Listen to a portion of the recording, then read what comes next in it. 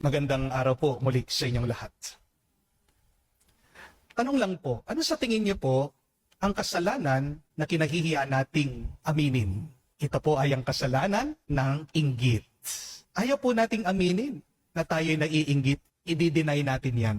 Pero halata naman sa ating pananalita na tayo'y naiinggit sa iba. Halimbawa, kapag may bagong kotse ang kapitbahay mo, ang sasabihin ng iba, ang yabang naman yan. Kapag na-promote ang katrabaho mo, anong sasabihin ng iba? Siguro sip-sip yan. Kapag mayroon ka nakasalubong na maganda, anong sasabihin ng mga babae? Ay, retokada yan. Ayaw nating aminin na tayo'y naiinggit. Ngayon ang tanong, ano naman ang kasalanan na hindi natin tinatago?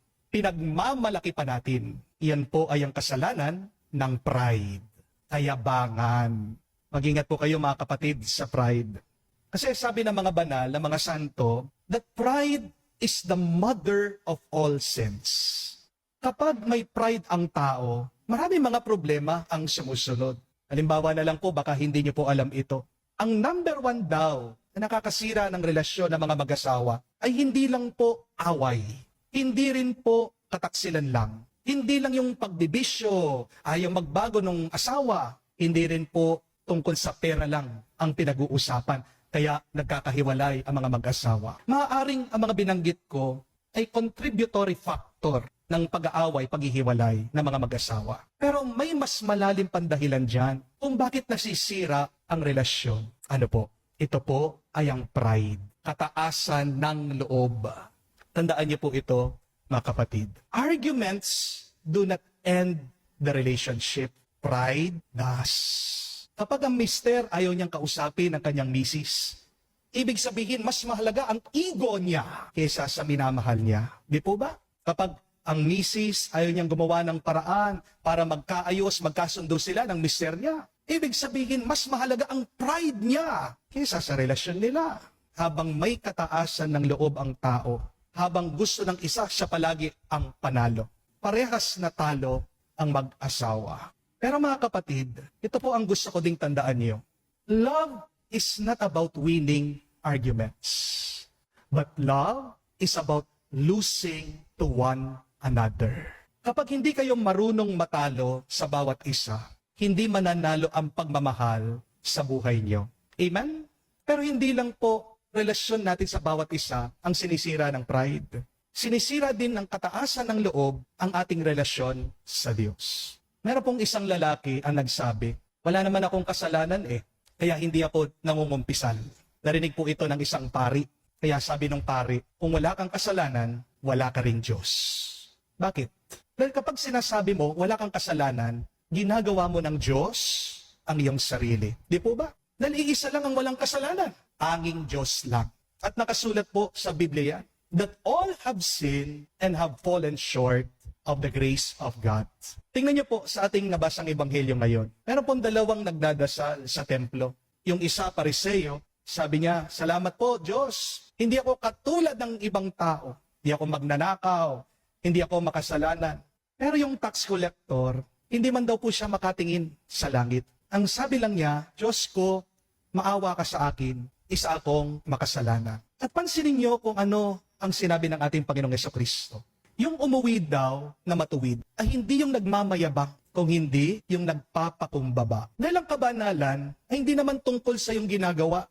Ang kabanalan ay tungkol sa kung anong ginagawa ng Diyos para sa iyo. Amen? Banal ka.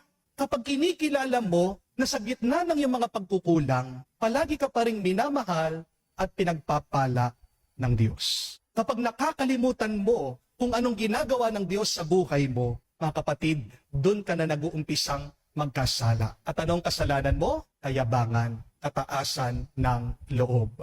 Matagal na po natin problema ang pride. Kahit naman si Satanas yan ang kanya naging kasalanan. Lumaban kasi si Satanas sa Diyos. Dahil iniisip niya, mas tama siya kaysa sa may kapal. At sabi po ng mga spiritual writers, wala daw pong tuhod ang demonyo. Ano pong ibig sabihin nun? Hindi marunong lumuhod ang dyablo. Hindi marunong magpakumbaba ang masama. Kaya mag-ingat ka kapag meron kang kataasan ng loob. Kapag hindi ka marunong magpakumbaba. Bakit? Kasi nagiging mas kamukha mo na ang dyablo kesa sa Panginoon. Amen? Kaya mahirap pong baguhin ang taong puno ng pride. To convert a person who is so proud is like trying to convert the devil. Sobrang hirap po. Kaya nga ang tanong, paano natin aalisin ang pride? Paano natin babaguhin ang isang taong may kayabangan, mataas ang loob? Isa po ito sa mga pinakamahirap na alising kasalanan. Pero hindi ibig sabihin mahirap, imposible. Meron pa ring paraan. Gusto ko pong isipin nyo ang karne. Pag bumili ka ng karne sa palengke, gusto mong palambutin, anong kailangan mong gawin? Ikabit mo sa pressure cooker. Di po ba? So anong kailangan? It needs constant heat and pressure. Ganon din po pagdating sa puso ng tao. Kapag matigas ng tao sa kanyang pride, kailangan niya ng init ng pagmamahal. Kailangan patuloy na kabutihan. Kailangan ng halimbawa ng pagpapakumbaba. At sino pong pinakamagandang halimbawa ng pagpapakumbaba? Wala pong iba kung hindi ating Panginoong Jesucristo. Isipin nyo na lang, si Jesus, Diyos na, pero nagpakababa pa siya. Nagkatawang tao siya, naging alipin, at namatay siya para sa atin sa krus. Kaya nga, kung nararamdaman mo at mulat ka naman, aware ka na may kayabangan ka, palagi tumingin ka sa krus. Maganda pong practice yan na kahit saan man kayo pumunta, magdala po kayo ng rosaryo sa inyong mga bulsa. Para pag nararamdaman mo, nagiging mayabang ka na, nagiging mataas ng iyong loob, nagiging matigas ng iyong puso, kapkapin mo, hawakan mo yung rosaryo na may krus sa bulsa mo. Para maalaala mo, merong Diyos na mas mataas kesa sa iyo. Kasi nakakahiyang magmayabang sa harap ng isang Diyos na nagpakumbaba hanggang kamatayan. Di po ba? Mga kapatid, ang kayabangan po ay parang usok. Kapag pumapasok yan sa puso mo, hindi mo nakikita ang katotohanan. At dahil hindi mo nakikita ang iyong pagkakamali, anong nangyayari? Nakakasakit ka sa iba at nasasaktan mo din ang iyong sarili. Amen? Unawain niyo din po ito. Ang pagpapakumbaba ay parang pagbababa ng hagdanan. Nakakita na po ba kayo ng mga hagdanan na nasa side ng building? Yung mga fire exit, di po ba? Para magamit mo yung hagdanan na nakasabit, anong kailangan mong gawin? Kailangan mo itong ibaba, di po ba? Kung nakataas yung hagdanan, walang kwenta yan. Hindi kanya matutulungan makaakyat. Ibaba mo ang hagdanan para makatungtong ka, para makaakyat ka. Yan ang pagpapakumbaba. Kung hindi mo ibababa ang iyong puso, hindi ka makakaakyat sa langit. Amen? Meron pong isang matandang pari, kilala po sa isang bayan. Napakatalino po niya, napakahusay niyang mangaral. Banal na banal po siya, marami pong mga tao na lumalapit po sa kanya. Marami din pong mga humahanga dito sa pari. Tinatawag siyang living saint. Isang araw, meron pong isang bagong altar server. Isang bata, nilapitan po itong pari at tinanong siya, Father, paano po ba kayo naging mabuting pari? Idol ko po kayo eh.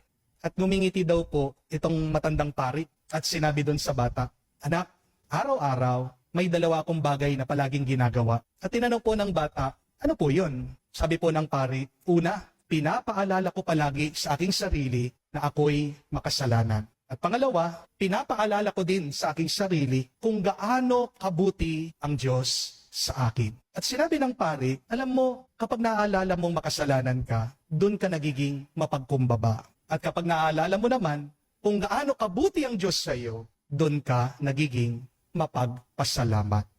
And when you have humility and gratitude in your heart, the product, the fruit is holiness. Tandaan niyo po yan. Kung gusto mong maging banal, kailangan ng dalawang yan. Pagpapasalamat sa Diyos at pagpapakumbaba sa Diyos. Kaya nga mga kapatid, kung gusto nating maging mas malapit sa Diyos, huwag nating ipagmalaki ang ating mga ginagawa. Dahil kung hindi ka naman tutulungan ng Diyos, wala kang magagawa. Di po ba? Kung hindi ka ginising ng Diyos, wala ka ngayon. Utang na loob natin ang lahat sa Diyos. Kaya wala ka talagang maipagmamalaki.